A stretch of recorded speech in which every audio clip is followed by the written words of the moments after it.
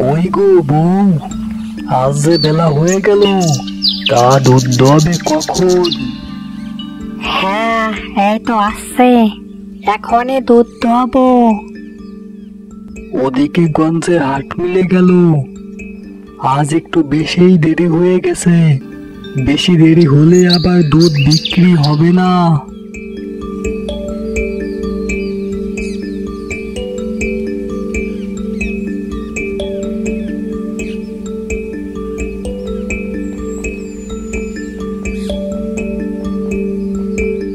ওগো, এই নাও, দুধটুকু গঞ্জে নিয়ে বিক্রি করে আসো তো। হ্যাঁ হ্যাঁ, দাও তো। আজ একটু বেশি বেলা হয়ে গেল, ওদিকে কখনই হাট মিলে গেছে। দুধটুকু বিক্রি করে আসতে পারলেই হয়।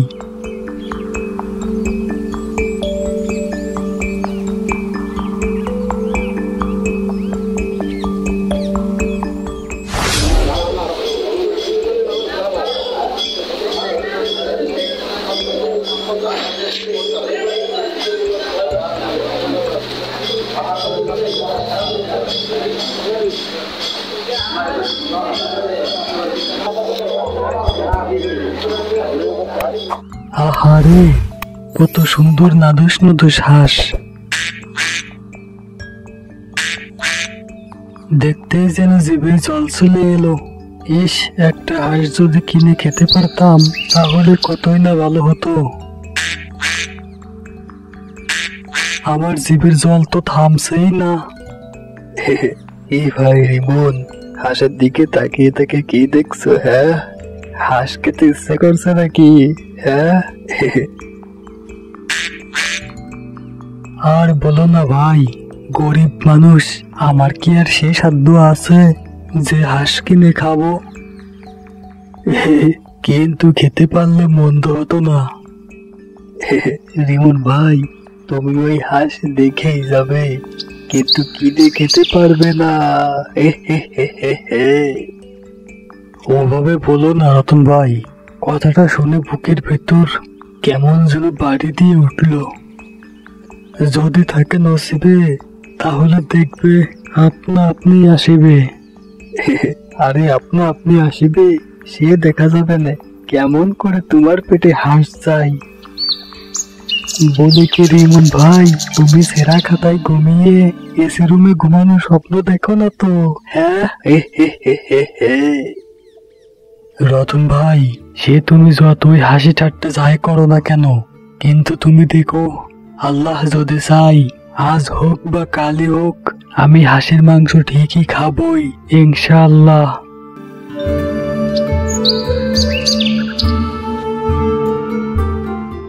হ্যাঁ, এই যে খোকামনি, আসো আমার থেকে দুধ নিয়ে যাও। আমার গরুর দুধ একবার খেলেই বারবার খেতে মন চায়। কাকা, তুমি শুধু মুখে ফটর ফটর করো, কাজের বেলায় কিছুই না। গতকাল তুমি আমাকে যে দুধ দিয়েছিলে, সকল দুধই নষ্ট হয়ে গেছিল। আমি তোমার থেকে দুধ নিব না, মা বলেছে রিমন কাকার কাছ থেকে দুধ নিতে।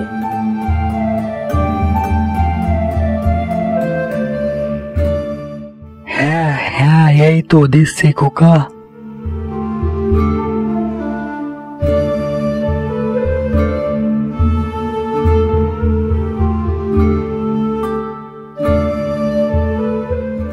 রতন ভাই, আমি তোমাকে আগেই বলছি, তুমি দুধে পানি আর পাউডার মিশিও না।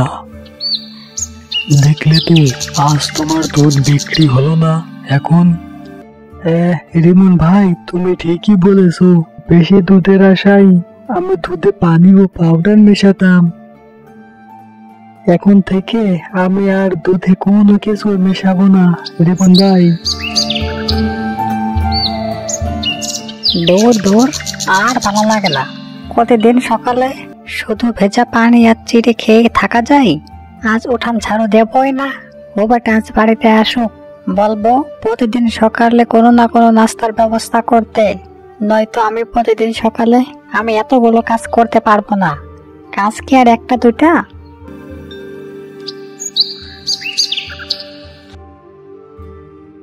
এই যে রিমনের বউ, বেলা তো আর কম হলো না, চলো কুয়া থেকে পানি নিয়ে আসি।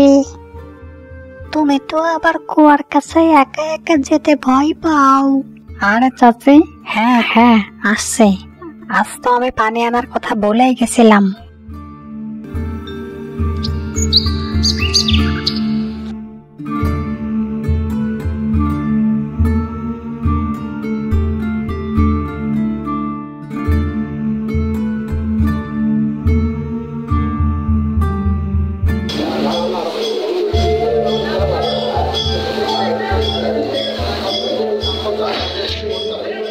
আজকে দুধ বিক্রি করে যে টাকা পেয়েছি তা দিয়ে তো আর হাঁস কেনা সম্ভব নয়।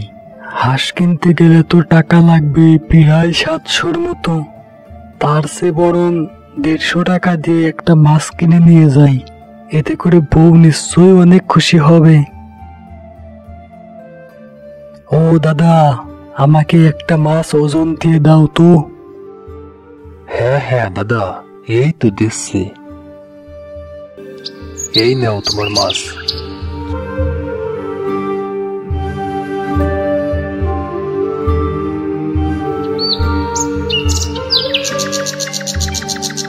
বউ, কই তুমি? এই দেখো কি এনেছি। তুমি একটু দাঁড়াও, আমি আসছি।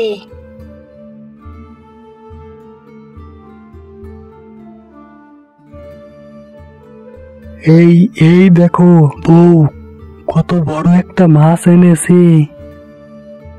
ও মা গো, এত বড় মাছ! হ্যাঁ গো, তুমি যে অনেক দিন পর আজ এত বড় মাছ কিনে আনলে। বউ, কি বলবো আর দুঃখের কথা। আজকে গঞ্জে কিছু হাঁস উঠেছিল। হাঁসগুলো দেখতে অনেক নাদুস নুদুস ছিল। হাঁসগুলোকে দেখে আমার জিভে জল চলে এলো। তাই ফিরতে সময় ভাবলাম আমার কাছে তো হাঁস কেনার মতো টাকা নেই। এই জন্য দুধ বেচে যত টাকা হয়েছিল ওখান থেকে কিছু টাকা দিয়ে একটা বড় মাছ কিনে এনেছি। মাছটা আমার কাছে দাও তো, এখন রান্না বসাবো।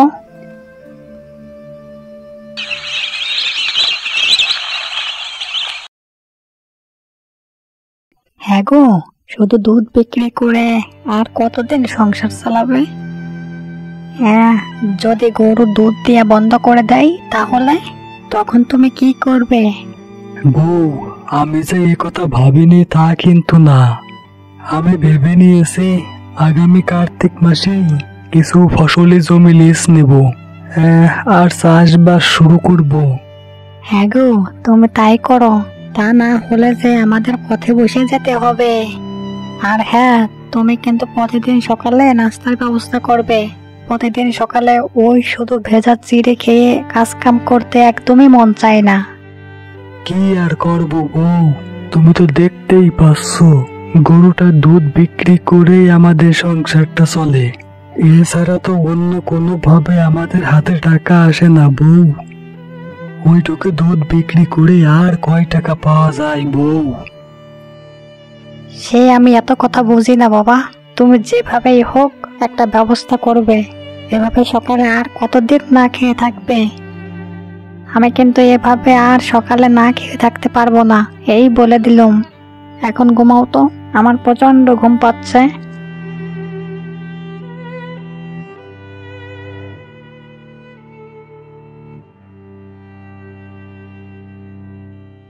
দেখি তো রিমন মিয়া ও তার বউ ঘুমাচ্ছে কিনা।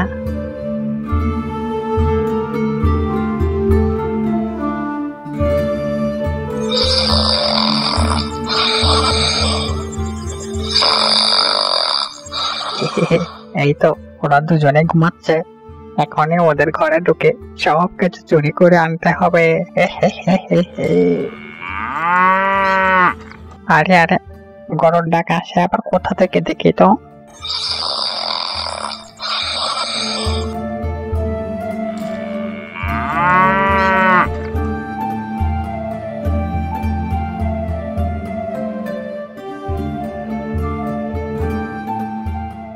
ওরে বাপরে বাপ, এত বড় দুধ লাগাই, এটা বেচতে পারলে তো অনেক টাকাই পাবো। হ্যাঁ, যেভাবেই হোক আমাকে এই গরুটা চুরি করতেই হবে। এখন তো গৃহস্থরা ঘুমিয়ে একেবারে কাদা। এই তো সুযোগ, এই সুযোগে আমি ওদের গোপাল ঘাট করবো ফাঁকা।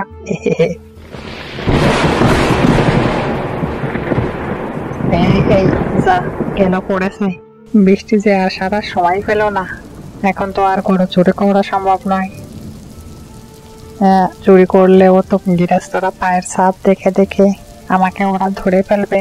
তার চেয়ে বরং কালকে ঠিক এই সময় এসে গরুটা একেবারেই খেয়ে দেবো। আজকের মতো চলে যাই।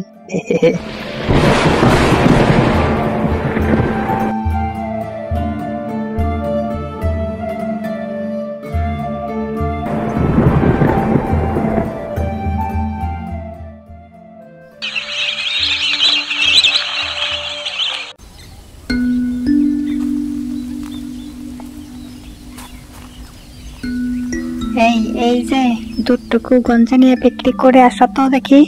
বেশি দেরি করলে যে আবার দুধগুলো নষ্ট হয়ে যাবে। হ্যাঁ হ্যাঁ, বউ দাও তো, বেশি দেরি করা ঠিক হবে না।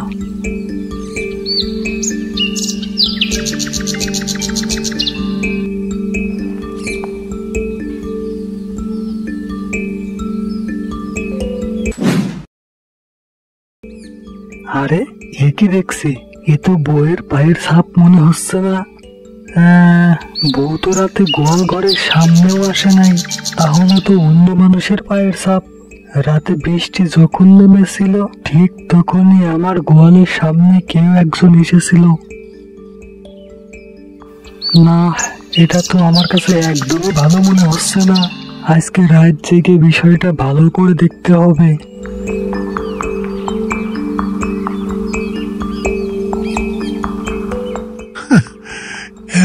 এতগুলো লোক থাকতে আমার বাড়ি চুরি হয় কি করে? হ্যাঁ, এত আমি ভাবতেই পারছি না। তোরা সবাই কালকে রাতে করছিলিটা কি? হ্যাঁ, আগে মোড়ল মশাই, আমি তো সারাদিনই কাজ করি, রাতের বেলায় বিশ্রাম নেওয়ার সময় একটু ঘুমিয়ে যাই। সারাদিন খাটাখাটনির পরে রাতে চোখটা যে লেগে আসে মোড়ল মশাই, আমি একদমই আলা পাইনি। যদি আলা পেতাম তাহলে চোর বেটাকে ধরে ফেলতাম। আর দারোয়ান সাহেব, তুমি কি করছিলে যে তোমার চোখ ফাঁকি দিয়ে চোর বেটা আমার ঘরে প্রবেশ করলো? হ্যাঁ, আজ্ঞে মোড়ল মশাই, চোর বেটা বাড়ির সামনের গেট দিয়ে প্রবেশ করেনি, এটা আমি নিশ্চিত করে বলতে পারি, কারণ সারা রাত জেগে আমি গেটের সামনে পাহারা দিচ্ছিলাম। মোড়ল মশাই, চোর বেটা নিশ্চয়ই আপনার বাড়ির পেছনের দেওয়াল টপকে ঢুকেছে। হ্যাঁ দারোয়ান সাহেব, তুমি ঠিক কথাই বলেছ। চোর বেটা নিশ্চয়ই পেছনে দেওয়াল টপকে আমার বাড়িতে ঢুকেছিল। শোনো সবাই, আজ থেকে দিনে ও রাতে চোখ কান খোলা রাখবে। আগামীতে কোনো চোর যেন আমার বাড়িতে প্রবেশ করতে না পারে, কথাটা যেন মনে থাকে সবারই।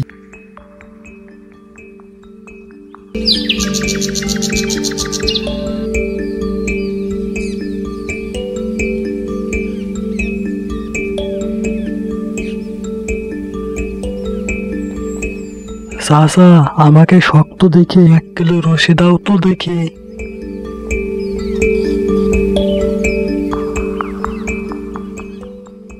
কি গো রিমন ভাই, তুমি কি দড়ি দিয়ে আবার হাঁস ধরবে তো কি? হ্যাঁ, তোমাকে দেখে তো তাই মনে হচ্ছে। হাঁস ধরি না মুরগি ধরি, পরেই দেখতে পাবে। বুঝি না রিমন ভাই, তুমি কখন কি করো। সে যাই হোক, আজ দেখলাম তুমি তো গরুর দুধ ভালোই বিক্রি করলে। তা কত টাকা বিক্রি করলে? হ্যাঁ, সে কথা জেনে তোমার লাভ কি রতন ভাই? আমার কাজ পড়ে আছে, এই আমি চললাম।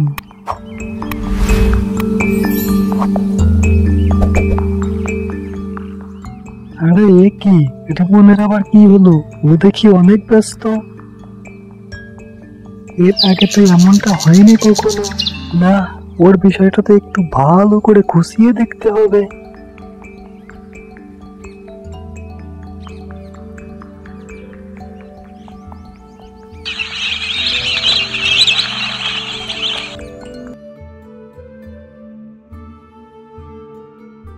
আগে দেখে নেই গেরস্তারা ঘুমিয়েছে কিনা।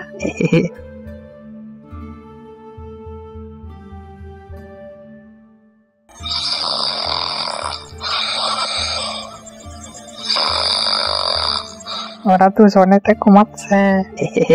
আর দেরি করা ঠিক হবে না, এখনই যাই, গরুটা চুরি করে নিয়ে যাই।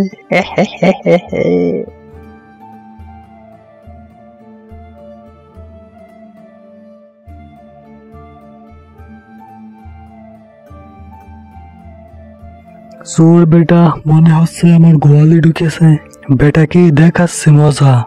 বউ এসো তো আমার সাথে।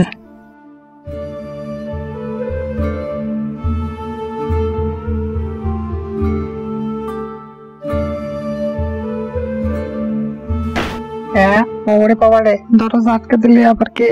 মনে হচ্ছে ধরা পড়ে গেলাম। এখন আমার কি হবে? লোকজনের মার তো একটাও মাটিতে পড়বে না নে। এবার বুঝি লোকজন আমাকে পিটিয়েই মেরে ফেলবে। বউ তুমি বাইরেই থাকো, আমি ভেতরে গিয়ে চোর বেটাকে রশি দিয়ে বেঁধে ফেলি।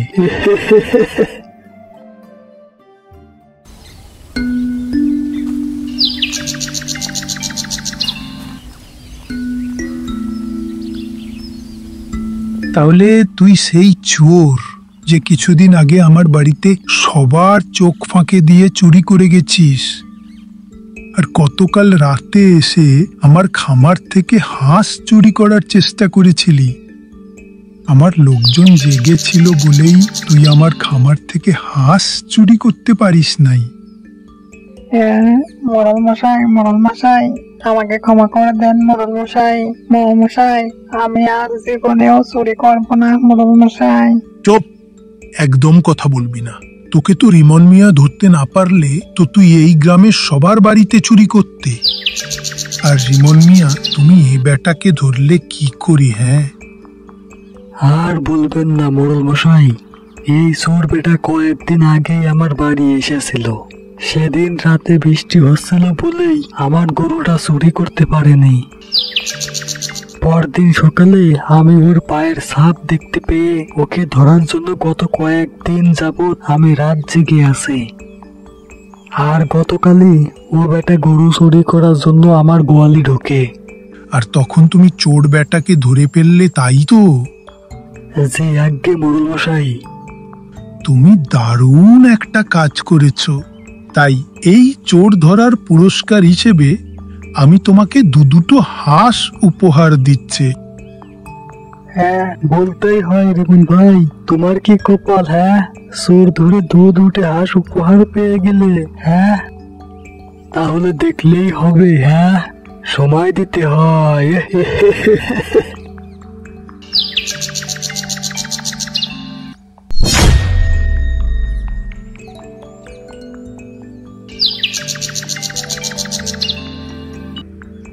কি গো বউ, এত সকাল সকাল আজ রান্না করলে? হ্যাঁ গো, হ্যাঁ, গতকাল মোড়ল মশাইয়ের কাছ থেকে যে দুটো হাঁস উপহার পেলে ওখান থেকে একটা হাঁস রান্না করেছি। এখন হাত মুখ ধুয়ে এসে তো খাবার খাবে। আমি তোমার জন্য না খেয়ে বসে আছি। হ্যাঁ বউ, হ্যাঁ, আমি আসছি।